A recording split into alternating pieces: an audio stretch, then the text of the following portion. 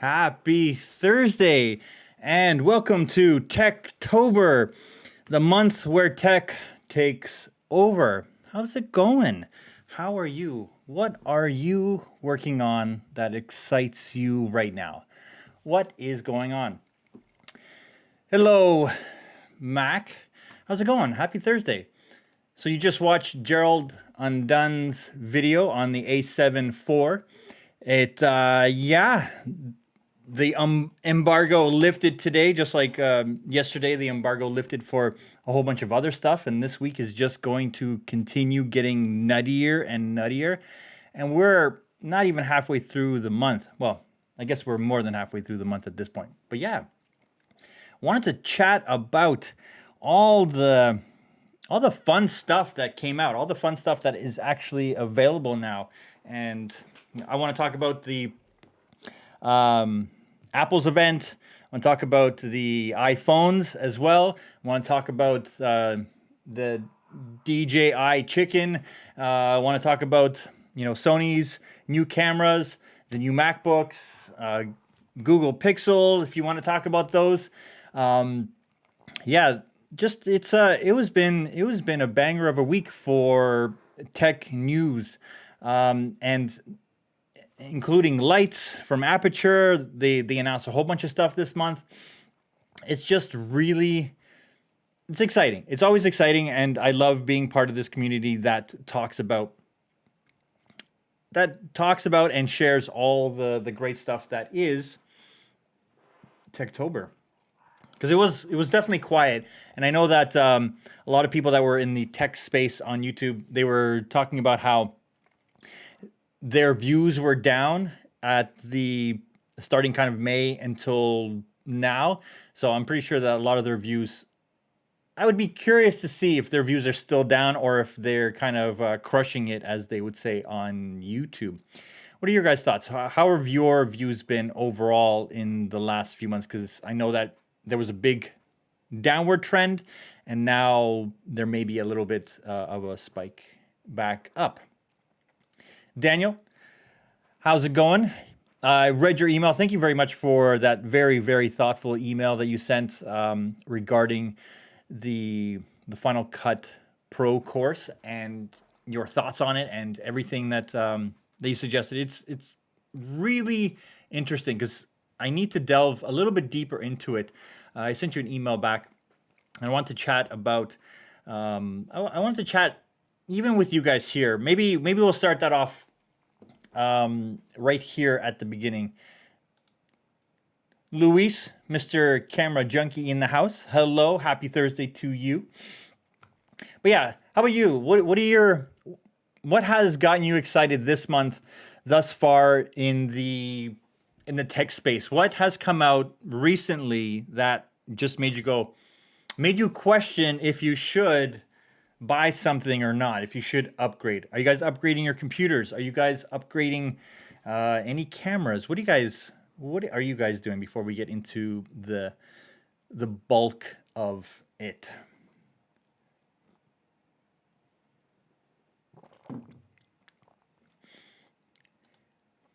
Diego, happy Thursday. Happy Thursday. Yeah, I did the same thing on Monday when I did my live stream. I said, happy Thursday. I'm like, wait, no, it is Monday. So, okay, let's just do a little recap right off the top. Yeah, I'm gonna talk about that exactly right now. So, I am planning. I just did a wait list, a sign up to see what the kind of interest is out there. I'm planning to do a efficient editing Final Cut Pro course where it's going to be two stages or two kind of modes. I don't know if I'm going to separate them or make it one big course, but it's going to be definitely cover the beginner stuff where it's just going to go through the meat of what Final Cut is. I've been using Final Cut 10 from the beginning, the moment they launched it, because I started with 7 and I immediately jumped into Final Cut 10. I've been using it since the launch in 2011.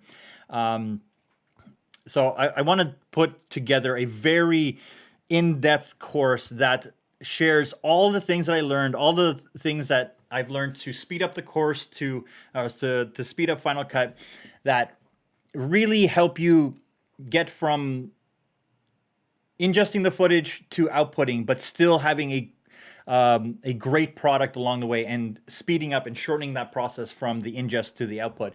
There's a whole bunch of things that a lot of people are not utilizing in Final Cut that I think would just save them a lot of time. So I want to design this course a little bit like 10 times more in depth than any of the tutorials that I've done over the past. I want it to feel like as though I'm sitting beside you, helping you get through it. Because you're not the way I'm going to do the course is that you're not only going to get the course and all the info that I'll put in there, but it'll also give you access to me to ask questions along the way. So if you're ever stuck on something in a particular module, then I will definitely be able to jump in and answer that going forward. And so there's going to be that beginner portion where it just kind of goes through all the nuts and bolts, because people are learning Final Cut. Even right now, they're just starting to get into it. They're starting to see the power of Final Cut. But there's a whole bunch of things that even some people that have been using for Final Cut for quite some time, I say, well, just use this, and they're like, when was this there? So there's a lot of hidden gems that are in Final Cut that are fantastic, and especially with Final Cut 10.6 with the object tracker, that's great. Like there's just so many cool things that are coming in. And then the second part of it, or the advanced module. Again, I don't know if I'm going to make it one big course or separate it into two and have like two different tiers for the people that want to just jump into the advanced stuff. Where I'm going to talk more about the how to craft good videos, regardless of what video you're trying to make, what to look out for, when to use specific techniques and tools, and how to not make your video feel as though it's going to be dated in 2 years because there's a trend that's popular and everyone's trying to do it. The whole thing is, the moment something is already a trend, it's already too late to jump into it. So you should always be trying to either create your own trend or do something that is classical, that someone watching it 2 years from now won't just say like, oh, that's when that was popular. So you'll be able to date your video. So it's about figuring out what the classic, how to make your videos stand the test of time, that 10 years from now you'll watch it and be like, yes, this is still a good video. It's like a great movie. You always, like, you don't see crazy transitions in those movies, and you don't see the super shaky cam anymore in a lot of movies unless it's actually needed. So yeah, that's the wait list. There's a link in the description if you want to be part of that wait list. It's just to be notified when I launch the pre-sale, which will probably be around, I'm thinking around Cyber Monday. That's when I'm aiming. I want to have like a full detailed explanation of what the course is going to be, and I kind of move forward from there. So, and if you have any suggestions, any things that you would want to be part of this course, or things that you would love to learn or not even thinking about, but yeah, any suggestions, Daniel has already, Daniel, he sent me a whole detailed list talking about suggestions that he would love to see in future in courses that a lot of people miss. So I love that kind of feedback, and that's what this sign up list will be for, because I will reach out and ask for your suggestions and what you guys are hoping to get out of it. So that's number one. Let's get that out of the way. But okay. So yeah, that's that. Definitely looking at the new Mac Pro. I am as well. I have not made my purchase decision just yet. And this is mostly because I am running a business, and I am in the middle of production on quite a few things. So even if I were to get it right now, I wouldn't put it into production just yet. As exciting as I want to do that, as much as I'd want to just jam it in there and just go for it, I'd have to test it out. I'd have to, load up everything, because even setting up a new computer can take up to 2 days of just kind of fiddling with the plugins, with the apps, downloading everything, updating the software, updating the OS. So I don't have that time luxury right now to do it, and then and to then just set up a whole computer. So I'm definitely going to wait a little bit. I know which one I want to get, but because again, this is my livelihood, this is my business, I may wait until January when I order it. It'll just come in a couple of days, because right now, if I order it, it's going to come in December, and I don't know what I'm going to be doing in December. December's always a busy month work-wise and then family-wise because of Christmas. So I'm just like, I know I'll be tempted to just focus on it and potentially make videos around it as well, but I'd rather set it up, get it running, put it through its paces, and then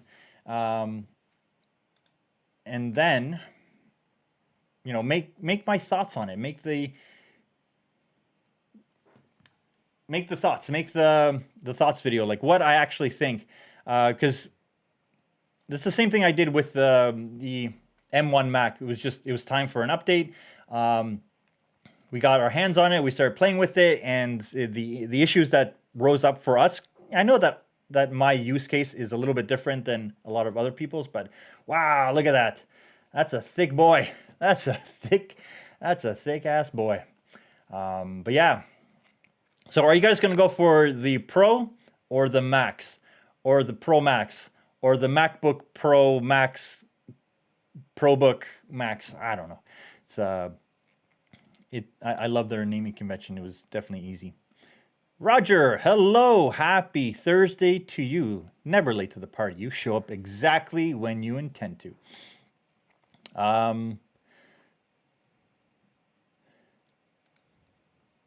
So the A7 IV. Oh wait, let me go back to here. Bam. All right.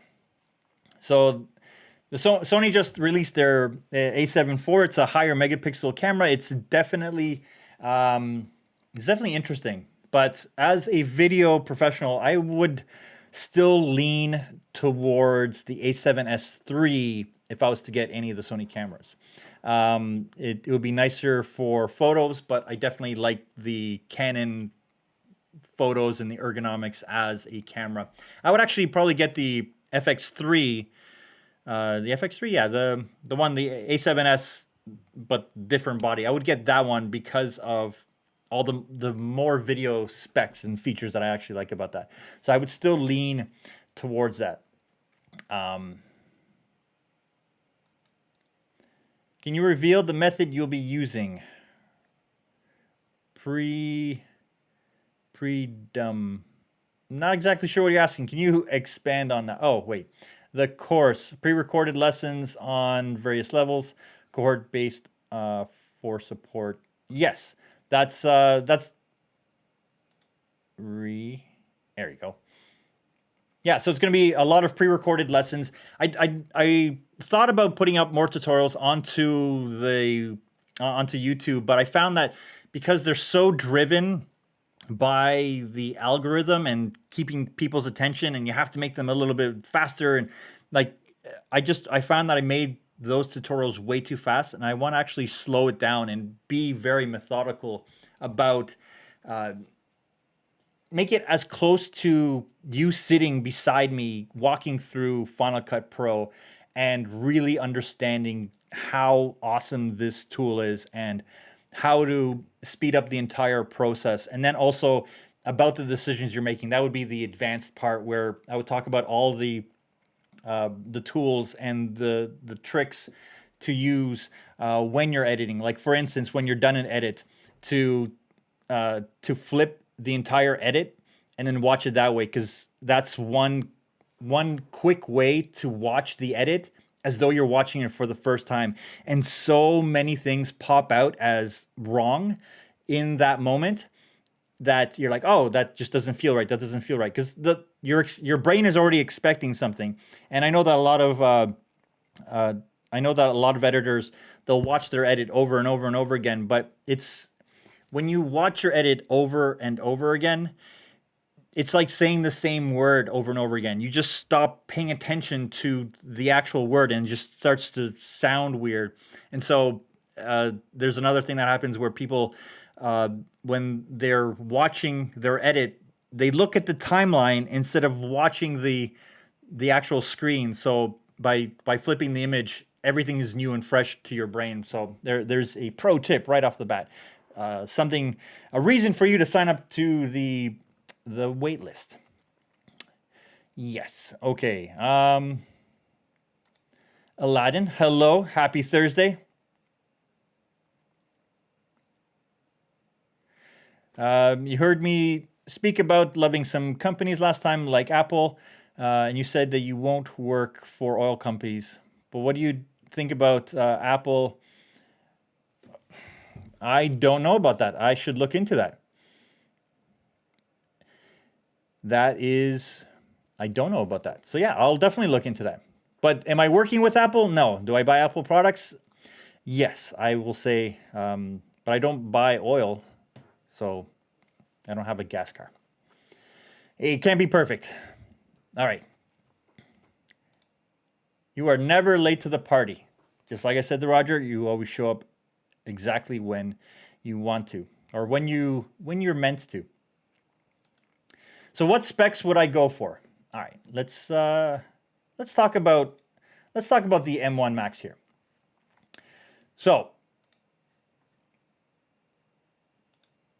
so I'm gonna order. Here we go.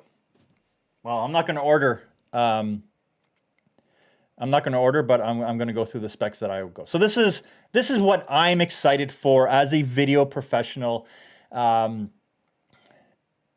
into these MacBooks. I'm just going to.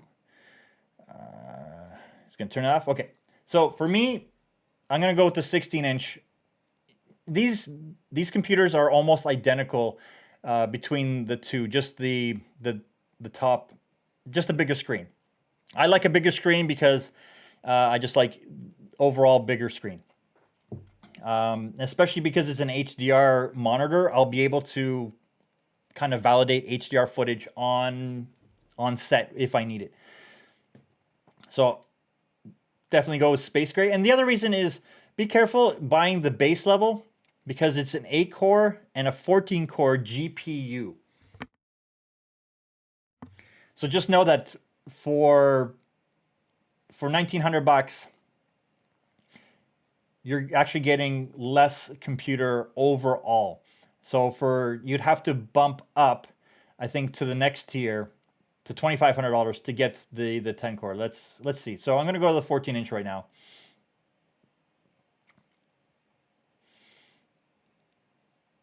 So you go to the 10-core, 14. So yeah. So to go to the 10-core CPU and the 16-core GPU, you'd have to add $300 just to get to the top of the line. Just to get to the base, what I would say the computer that would be better overall for the next 2 to 3 years. This is the minimum computer that I would get if you're getting just the base computers. Okay, but let's go through the specs. So we're just gonna go back one. So I would get the 16-inch. This is the one I'm excited about. So 16-inch, the 10-core CPU, 32-core GPU with, nope, not 32 gigs of unified RAM. I am going to go with the 64 gigs of RAM. And I'll tell you why.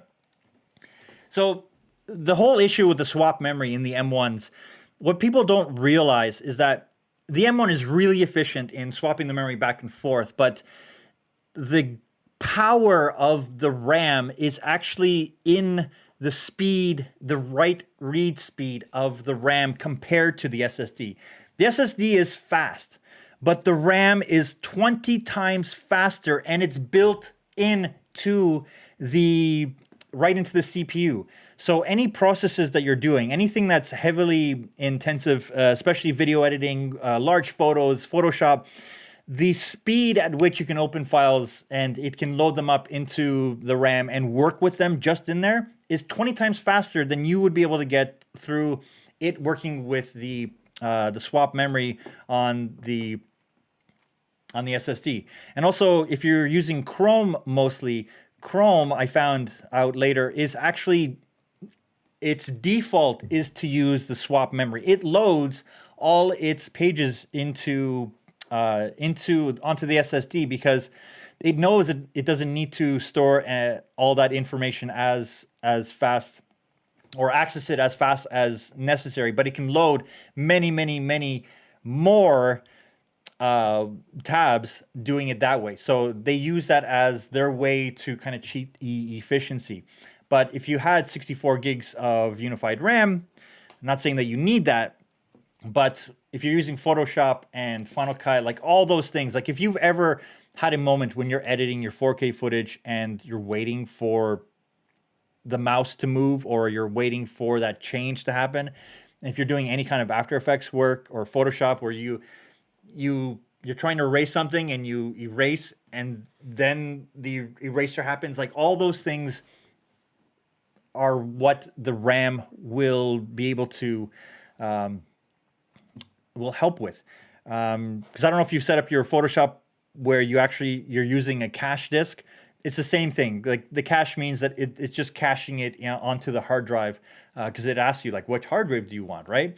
Like After Effects, you can set the cache to be as big as you want and as fast as that as long as that SSD is nice and fast, you'll be able to pull from that very, very quickly.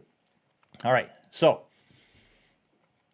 keep in mind that I am a video pro. Like this is my computers. Like I can set this up. This is what I would go for. So I would go with the Space Gray 16-inch, 2 terabyte. I would get the 10 core, 32 core GPU with 64 gigs, 2 terabytes. And the 2 terabytes is because I do store a lot of projects on the internal computer, because the SSD that comes with these computers is really fast. And it's actually a lot faster than it was before. And it's a lot faster than you can buy on most external ones. And you're also limited to how fast the throughput is through the Thunderbolt controller. So as a video professional, I usually set up my purchases like this around a project where I know that I'm going to use this machine. I know that I'm going to use the computer for the project, or especially if it's a bigger one. So it's almost like the project pays for it for me in that way. So definitely buy according to what your needs are. If you're not using it to make money, then be very selective on where you put that extra money. But for me, this is a great computer, and this will make me lots of money moving forward. Like my previous MacBook, the amounts of times that I've gone on to set, and even just using it as a secondary computer, it has paid for itself like many times over. So it's worth it for me. This is way more worth it for me than buying a brand new camera. It makes more sense for me to rent a camera for a project than it would be to buy a new camera and sell an old camera. I just personally, I don't make as much money as I do with the cameras to justify buying a Red or an Alexa, or even the new this guy. Have you guys seen DJI's Cluck Cam? It is amazingly stable. I heard you only have to feed it once a day. Great news. This is great stuff. All right, all jokes aside. Oh, there's something else coming. Jeez, they just don't stop.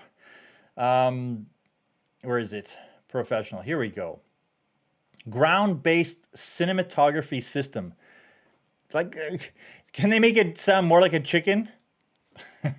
But yeah, like, what are your thoughts on the Ronin 4D? Like this thing. Okay, this thing is one of those products that when I first saw, I was like, nah. I'm just gonna dismiss it, and I'm going to ignore it. And then the more I learned about it, the more I read about it, the more I watched Peter's review on it, and it has interchangeable lenses. You can take that whole this whole front. You can take this whole front part off. It comes off, and it's ProRes RAW 6K. It's one of those ones where I'm like, and you can lock it in, so just use it as a regular handheld cinema camera. It's one of those ones where I was like, it could be useful. It could be one of those all-in-one, one-man band ultimate camera where it's the gimbal plus the camera in the smallest package, but still great quality. It shoots 120 frames per second, I think, in ProRes. And it's just all those things that people build out, and they made this huge, the movies and whatnot, and the Reds. Like, if it has similar quality to the Red and it has interchangeable lenses with different lens mounts, this is the one product that actually made me do a full 180 and go, I can make use of this. But I digress. It's definitely on my wish list. This is a nice to have.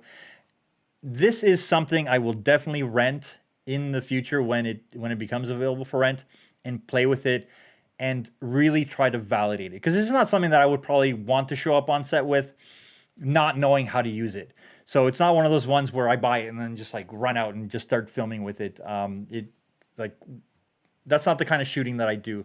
But I do like the stabilization with that kind of quality. Again, the interchangeable lenses was the thing that kind of pushed me over the top and said, that's pretty cool. That's pretty cool.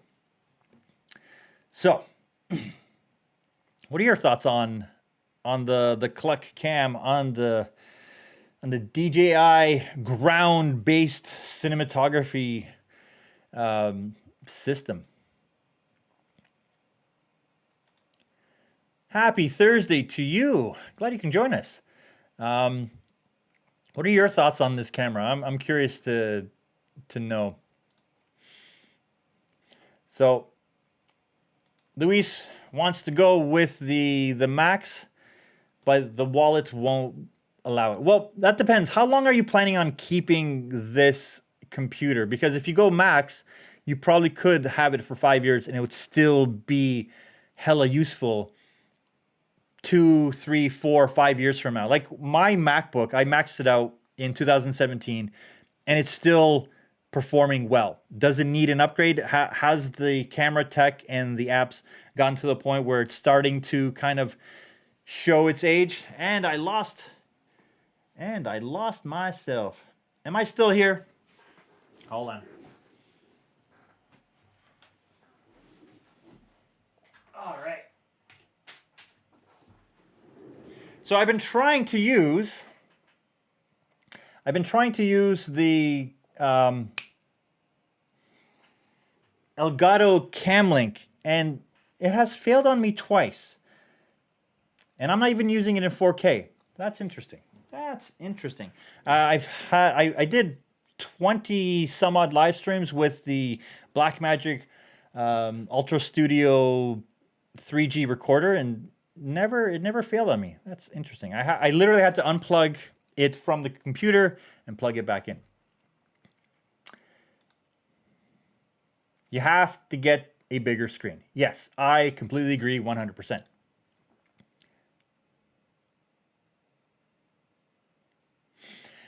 Why did I choose to do a course about editing and not one about freelance and the business of the video business? That is a great question. And I'll tell you why. Because I'm going to get there. Right now, I want to do a course based on the knowledge I have in editing, and I want to help people out in that way to get better at that portion of it. I want people to get better to finesse it in post.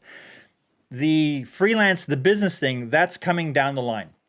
So I definitely want to grow this channel where I talk about freelancing and financials and the whole creative space, the business side of it. I want to grow this a little bit more and do tutorials and those kind of videos and see if people are interested in even hearing that kind of stuff from me on this platform. Because I want to do a whole book called Freelancer Financials or Freelance Financials, where I talk about all the things, all the magical things that I wish I knew starting up, and all the things that people shared with me as I was coming up the ranks and figuring out this whole business side of it. Because it's very easy in this day and age to get to a point where you can be making a very good living as a creator, as a creative. And it does come down to how you communicate with the clients and how you communicate with money people.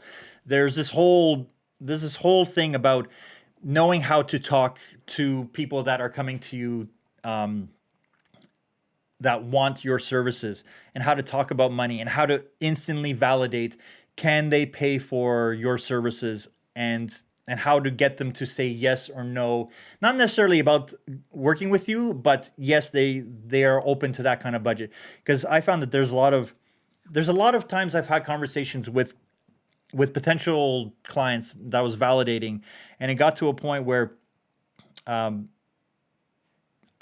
needed them to know that this project is going to cost roughly between here and here, right? Like there is a there was a price associated with me moving forward before I even started doing any kind of actual thinking for it. Because ultimately, clients are coming to you for your thinking process, how you actually do it. They see your reel, they look at it and they go, I want that. But they're not hiring you knowingly about the way you think about something. They're hiring you based on the result that you've done for other people. But what they're actually hiring you for is your thinking process and how you got those other clients to that position. So just like the Joker says, if you're good at something, no. Anyways, so yeah, so why not the course on freelancing and stuff like that? That's coming down the line. I'm gonna try this one. This is the low hanging fruit. This one is going to be I understand how to do it. It's more of a technical process and helping people get better in the post production realm. I chose Final Cut specifically because I feel that it is one of the best in and out programs for the solo producer, the director, the cinematographer, the everything. Like it's such a capable tool to learn, because if you're able to really understand this tool, you can move to any other tool once you know the fundamentals of editing and post production. So that's why that is that.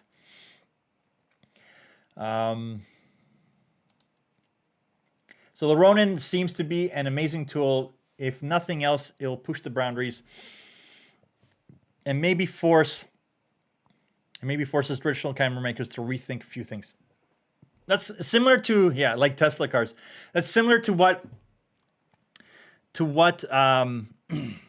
that's similar to what Red did in 2007, where they took a DSLR and they said, why can't we output the raw sensor data from this and capture that in 6K? Because that's essentially what they did. They took a Canon 5D sensor and just built a computer to be able to read that fast enough.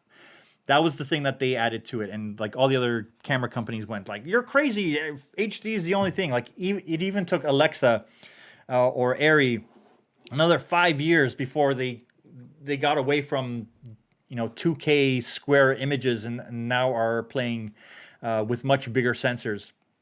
Like they tried to keep their quality. They had their slower, longer path to get to where they got to, but it's what the Red did. And I do feel that DJI has that track record of making those drones, making the gimbals, and really moving down that way. And I'm curious if Movi is going to kind of go down this way as well. Maybe not, because they're not a high volume company. They are up there where they have a slow-mo camera that costs just as much as the Ronin 4D, and it only is a 4K, or 6K. But it shoots like 1,000 frames a second, and it's tiny, and it's meant to be mounted. So they kind of went a different route with their first camera and sensor. So I'm curious to see where that kind of goes. Will Canon and Sony do anything similar? I don't think so. I think they're going to push more onto the computational photography stuff than the actual hardware advancements. That's where I feel that those two companies are kind of going to go. And I think Sony has the best chance to really push computational photography moving forward, especially since they create all the sensors for Apple. For them to just turn around and start building AI-enhanced Sony cameras, I think that's going to come. It's going to come fairly quickly. You're 4D man. I see. Oh, yeah, it's I want to get my hands on it. I definitely want to play with it. I feel that the image quality is going to be pretty good because it's raw sensor data or ProRes, so it already looks pretty good from all the tests that were done. Peter Lindgren, he raves about it. But the fact that it already has a built-in stabilizer into that and the changeable lenses, But how would you use it? What would you use it for? Would you use it for everything? Which would a lot of people just how many times do you need to actually be running and gunning, like literally running with this camera to make it worthwhile to have that attachment built right into it? Or is everyone just going to be locked off with it?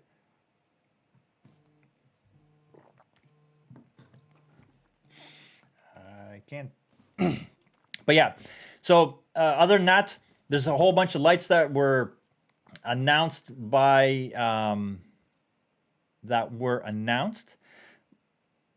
There we go. Whole bunch of cameras that were announced by Aperture. So the Amaron line, they have a whole bunch of cameras that came out, and all their big boys. Like, this is what I'm actually more excited about than the actual cameras. The Ronin 4D is definitely something that piqued my interest after hearing about it. Like, I thought it looked cool, but I thought it looked kind of nutty. But then after seeing people with their hands on it, it's like, okay, I can see it being very useful as an action cam, replacing the big movie rigs, as long as for smaller productions, not necessarily for feature film kind of stuff. Because I think in feature films, Steadicam is still one of the best tools that are used, and they have the time and the budget to rent those and set those up, and they have the budget to have 12 different cameras on set, one that is very specific to the needs of what they're about to do. So at this price, it's more about for pros, but I feel they would want more control, flexibility.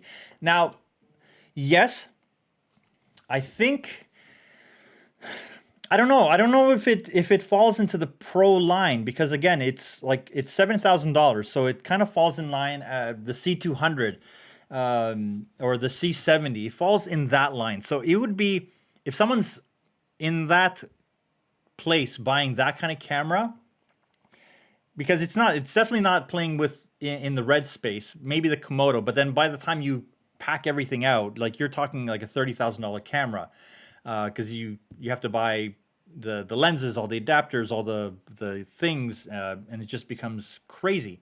So I'm curious who this is aimed for, because I don't think it's aimed for professionals. I think professionals will kind of be like, hey, let's try and play with that. Like, it's more of a toy that they would want to play with. I don't see them going like, oh man, we need to get that. I think it's like that way for professionals. That's my thoughts. Like, again, it's not something that I would buy.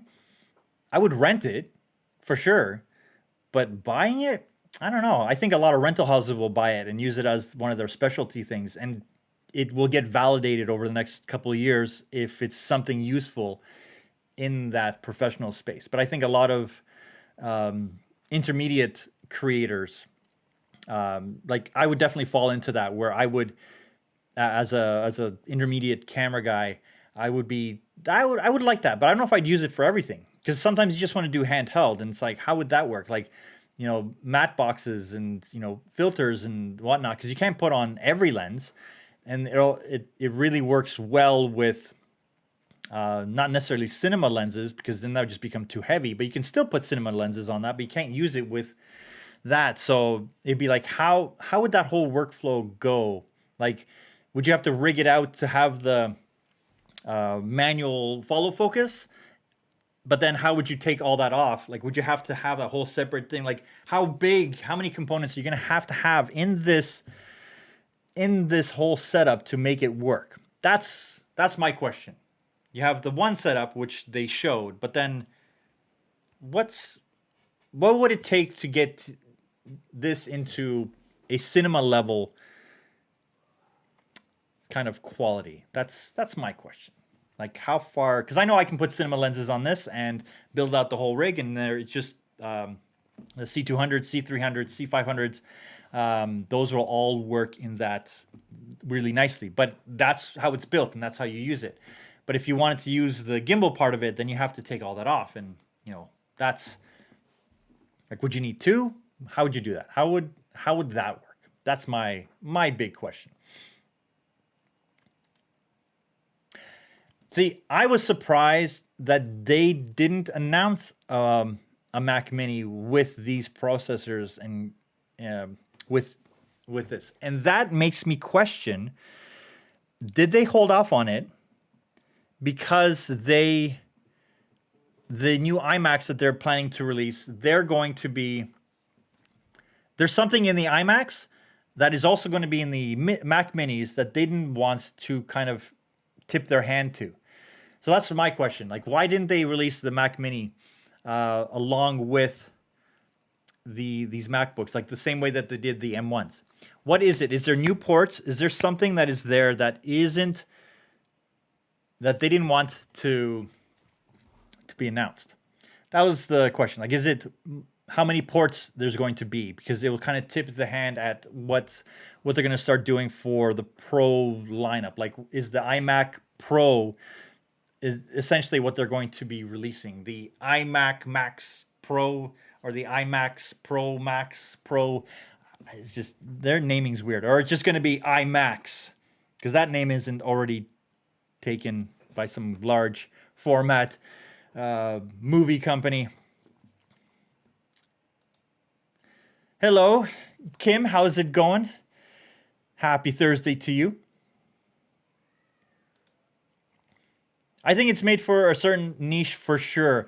We'll see. We'll see if it becomes a small unit kind of cell product, because I know that they sold a lot of drones. Like, they've sold a lot of drones. They sold a lot of the Ronins, the DJI Ronins, the Ronin R and the RS or whatever.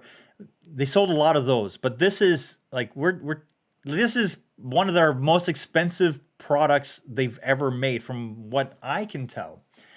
And if that's the case, that this is going to be a low volume product. I just it's hard to see selling, hundreds of thousands of these. Maybe I don't know. And it'll also depend what the margin is on this, if this will get a version 2. I know that they're planning to do a version that is 8K, but we'll see. We'll see.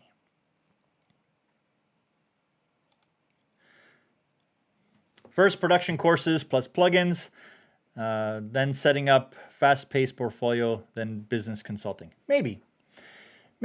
That's I'm curious. I'm testing the waters. I've gotten to the point I mentioned in my live stream on Monday, where I'm at a point where I want to double in and double down on what I offer into this creator economy. Do I want to give it a go? Do I want to, share more of that knowledge? Do I want to put time into building a course? Do I want to? I want to explore those waters. I'm curious. I've done well enough on YouTube where it's like it justifies me to keep going and try some more. So yeah, I definitely want to share more stuff, and I'm always curious to hear, how can I help you? Like, if I can help you, then that's the value that I want to add. And if I can do that, then that's going to be fantastic, because I actually do get excited about when I hear that I've helped people. Like, there's tutorials that I've made that I just made because it's like, okay, I'm going to share this because I think it's cool. But then I get a message saying that they've watched many other tutorials and they've been trying to get to understand the workflow, but it wasn't until they watched my video that it finally clicked for them. So I'm like, okay, I'm glad. Yes, that makes me happy. That feels like, okay, I am helping with my tutorials, because you never know. Because we're all biased. So we all feel that we know the thing that we're talking about. And we all want to make videos and communicate what we know. So I wanted to make sure it's like, okay, I'm going to put this stuff out there. And if people start saying, it's like, okay, yeah, he doesn't really know what he's talking about. So validation complete, going to move forward. Going to test the waters, see if there's interest. That's why I'm doing the wait list, to see if there's interest in it. then the pre-order, if it moves forward and people are interested in that, then I'll definitely make more courses. Like I have the knowledge base, I think, to share to help people get to where they're trying to go to faster. First on the creative side and then on the business side, because you can't have one without the other for sure. So I'll definitely move forward that way. Yes. So I think Sony will do their computational photography. I'm pretty sure they're already working on it. They have the track record with creating games and understanding how to do all that. So yeah, I'm excited about that. Cinema camera with tracking is a game changer for solo creators. You know what's interesting about that LiDAR system that they had? Do you guys remember Red Rock? Hold on. So Red Rock Systems, if you're old enough to remember what Red Rock is, or I think it's Red Rock. Yeah, I'm pretty sure it's Red Rock. Red Rock Systems. Is it Red Rock?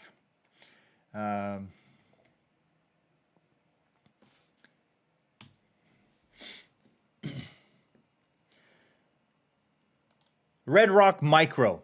Okay, so Red Rock Micro in 2015 or 14, here it is. Red Rock Micro in 2015 or 14, they released the Halo system, which is a LiDAR-based system that literally could track different people. It could see, it gave the top-down, like this, it screamed this. It's almost like DJI reached out and just picked this up. Like they did the whole thing where it was a Halo system, it was a LiDAR system that plugged in, and it would, you just literally, you would tap this screen, you would tap the screen, and it would just focus on that. It was manual to autofocus in real time, and it was just an add-on right onto. It was an add-on right onto their any camera system that you had. So you built the cage. So it's not new. It's not like they did something where it was. Okay, that didn't help me. But yeah. But anyways, they never brought it to market. I think they did, but it never fully came to market. Because they had it at NAB, I think 2015 or something like that, and people went nuts. Like they're just like, "Oh my God, this is fantastic!" But it didn't come through. So it does make me question: did DJI figure it out? Will it work as promised? Because if it doesn't, if it is okay, but it just fails, or there's only like 15 feet, then it works. I don't know. It may be a big problem if they're going for that pro market. The pros will drop it so fast. Like it's like they'll just put it aside and be like, no thanks, it's not for me. Because you need to have that reliability every single time. Not just like, well, it works, like 40% of the time, 60% of the time. It's just like, it has to be spot on every single time. Because it's more efficient to get a focus puller that is amazing at what they do and they nail it every single time than having a technology that doesn't work. I think LiDAR is cool, but I think vision-based focus pulling or vision-based autofocus is going to be the way. It's almost similar to what Tesla is doing. They dropped LiDAR and all the sensors, and they're just going to pure vision-based. And I think if someone can figure out pure vision-based autofocus, like the autofocus systems that are in there now, but like more AI, where it's like it knows that face, and just like you literally just tap to those things as a focus puller, you can tap on those things, or maybe switch a dial from person 1 to person 2, or you tap your markers. You want to focus on this and you want to focus on that, and you can just move a knob, which will then rack focus between those two things.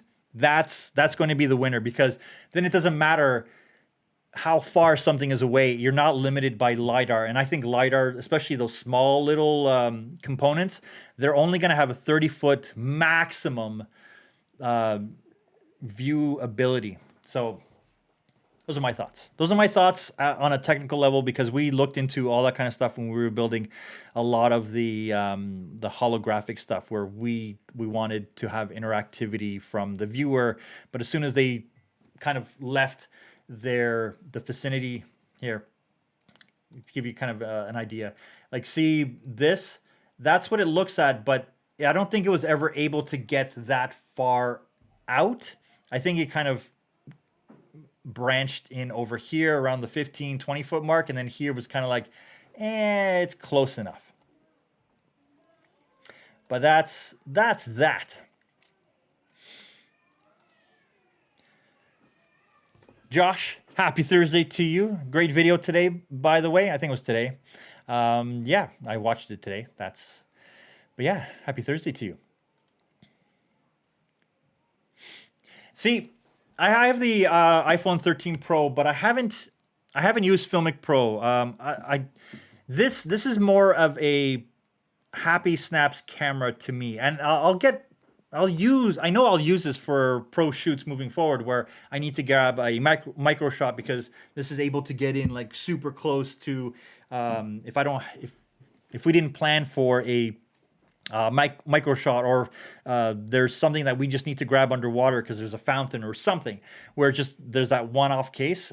But I'd rather use the built-in camera app than a third-party app, because I don't want to be fumbling with manual settings too much. I'd rather just do the auto exposure lock and autofocus lock and kind of run from there, because this is more about speed than precision for me as a creator. So I definitely want to keep that as light as possible. And I even tested out the Filmic Pro app.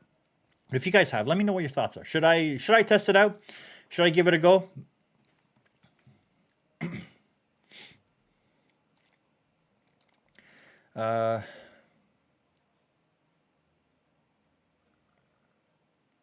So yeah, if the LiDAR system is reliable every single time, it's just as long as it's reliable over a longer distance. Because if an actor is walking from far away into the shot and it can't pick them up beyond a certain point, then they won't use it for that shot, and then people will just stop relying on it because it won't be reliable. So that's where it really has to shine. It has to be rock solid every single time. And I think that's why the Red Rock Micro system never made it past the in studio locked off kind of camera stuff. Like, how is it going to work when the camera's moving a lot? When the subject is changing the distance and then going a little bit too far? Like, that's what I'm curious about. Like, if it's just a locked off camera, then sure, that's going to be fantastic. But autofocus works just as well in that. And autofocus, in many cases on all these cameras, works really well, even with subjects that are further away. So how does it make it better than the autofocus that's already built into a lot of these cameras? That's the comparison that I want to figure out.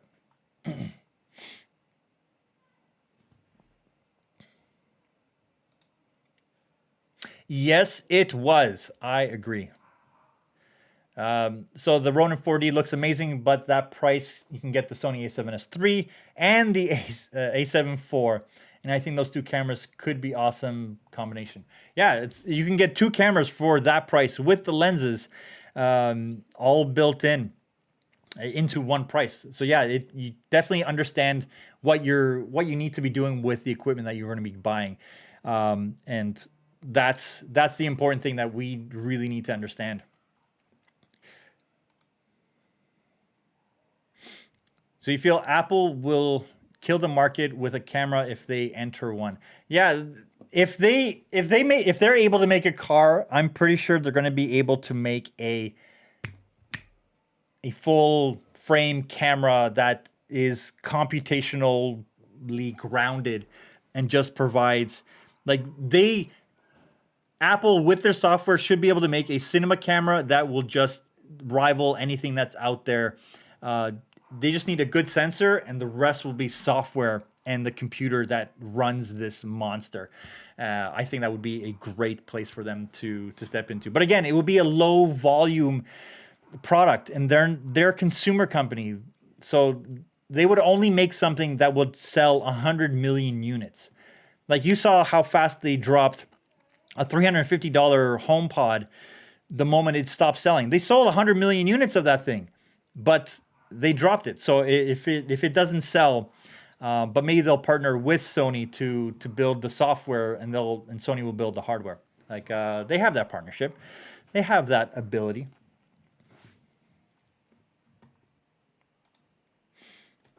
I feel that the iPhone 13 Pro macro photography is fantastic. I've been thoroughly impressed with the upgrade from the 10 to the 13 Pro in terms of camera quality. And because it's 10-bit HDR, it looks fantastic. So, but I do find, and let me know if you guys feel the same way, I do find that right out of the camera, the HDR-ness of a lot of the shots, especially, I noticed this in Josh, in your shot, in your video today, when you used the iPhone, the colors just seem funky. It's almost like it's too, the skin tones are too saturated, too orangey. I don't know what it was, but like when you went from your from the Canon to the iPhone footage, it still looked nice, but it was definitely there. It didn't have that soft cinematic look when you're filming it. But yeah, I'm gonna call that a wrap today. So remember, if you guys are interested in the Final Cut Pro course, get on the wait list, sign up for it. Let me know your thoughts on it. But definitely want to say thank you for hanging out with me on this Thursday. It has been a fun October, and there's more stuff coming down the way. Make sure you guys buy accordingly. If you don't need it, then ask yourself if you should buy it or not, or buy it if it's something that's going to be part of your workflow and it will make you money. If it will make you money, then buy up.